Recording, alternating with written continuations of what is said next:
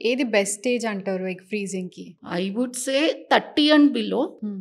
But కానీ never the late. ఇప్పుడు 35 అలా అనుకున్నా కూడా ఇఫ్ ఇంకా marriage they are not decided, at least అప్పుడు చేసుకోవడం కూడా బెస్టే కదా. సో, దీని ప్రొసీజర్ ఎట్లా ఉంటది? From start to the end egg ఫ్రీజింగ్‌ది?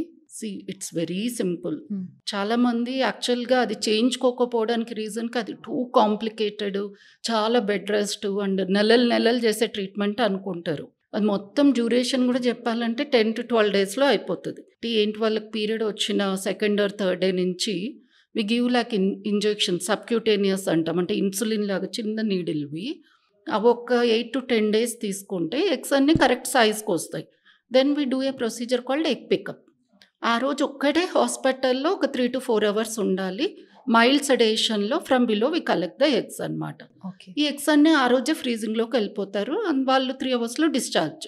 Okay. తర్వాత వాళ్ళు నెక్స్ట్ డే నుంచే they can do their activities and while they are having injections అప్పుడు కూడా ఆఫీస్‌కి వాళ్ళ వర్క్ అంతా చేసుకోవచ్చు.